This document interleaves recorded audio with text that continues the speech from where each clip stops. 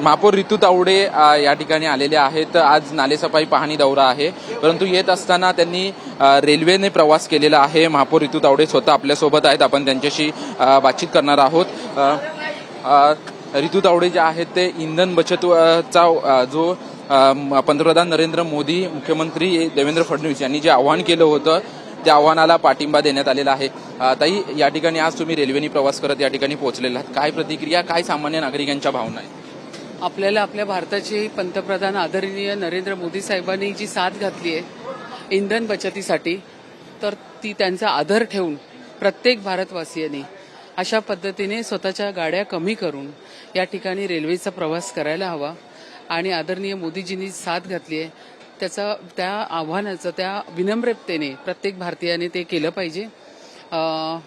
हे करणं म्हणजे एक प्रकारे देशभक्ती आहे। ही देशभक्ती प्रत्येकाने केली पाहिजे। प्रत्येक मुंबईकर नागरिक ह्याच पद्धतीने प्रवास करत असतो। बऱ्याच लोकांकडे गाड्या असतात, माझ्याही या महापौर ह्याच्यामध्ये गाडी आहे, तर जास्तीत जास्त ट्रॅव्हल मी ह्या गाडीने करेल। आणि मी खरं सांगू, मला फार बरं वाटलं। मी तर आता ज्या पद्धतीने माझ्या प्रवाशांबरोबर मी बोलत होते, तर देवेंद्रजींनी तर सांगितलेलंच आहे की येणाऱ्या काळामध्ये मुंबईच्या प्रत्येक लोकल ह्या एसी करणार। अशा पद्धतीने सगळ्या लोकल ज्या आहेत त्या एसी झाल्या पाहिजे।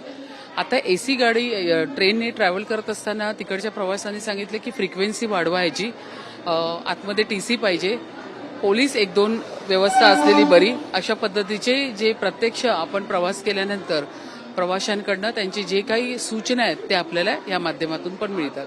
तुम्ही रेल्वेने प्रवास केलात, याच्यानंतरचा दौरा देखील आहे तो इलेक्ट्रिक बेस्ड बसने करणार आहात।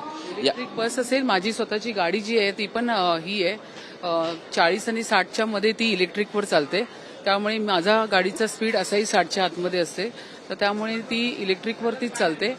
आणि या पद्धतीने इलेक्ट्रिक गाडी असेल किंवा रेल्वेचा प्रवास असेल किंवा ई बस असेल, त्या माध्यमातून प्रवास मी येणाऱ्या काळात करणार। दुसरीकडे इंधन दरवाढ जे आहे ते पुन्हा एकदा झालेले आहे, त्याच्यामुळे सामान्य नागरिकांमध्ये कुठेतरी संतप्त प्रतिक्रिया आहेत। त्यांचं म्हणणं आहे की निवडणूक झाल्यानंतर अशा प्रकारची दरवाढ करणं योग्य नाही।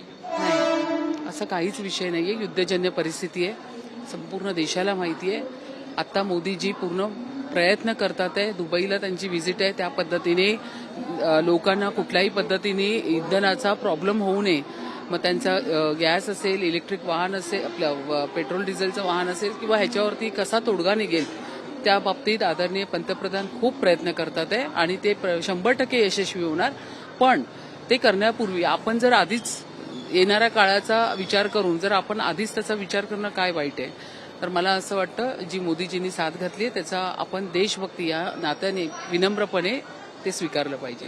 आमच्याशी बातचीत केल्याबद्दल आपण पाहतो की पंतप्रधान नरेंद्र मोदी यांनी ज्या पद्धतीने इंधन बचतीचं आव्हान केलं होतं त्या आव्हानाला पाठिंबा देत स्वतः महापौर रितू तावडे या घाटकोपरपासून दादरपर्यंत मुंबई लोकलने प्रवास करत आलेले आहेत आणि नागरिकांची देखील बातचीत केली। त्यांचं म्हणणं आहे की ज्या पद्धतीने एसी ट्रेनची फ्रिक्वेन्सी आहे ती थोडीफार वाढवण्यात यावी, त्यासोबतच काही टीसी जे आहेत ते देखील त्या एसी ट्रेनमध्ये असावेत अशी मागणी प्रवाशांनी महापौरांकडे केली। त्यासोबतच इंधन दरवाढ जी आहे ते जरी केली असली तरी देखील येत्या काळामध्ये किंवा पुढच्या काळामध्ये नागरिकांच्या चांगल्यासाठी आणि नागरिकांच्या याच्यासाठी पंतप्रधान नरेंद्र मोदी यांनी चांगला विचार केलेला अशा प्रकारची प्रतिक्रिया जी आहे ते महापौर रितू तावडे यांनी दिलेली आहे। कॅमेरामन योगेश गुरवसह निवृत्ती बाबर, TV9 मराठी, मुंबई।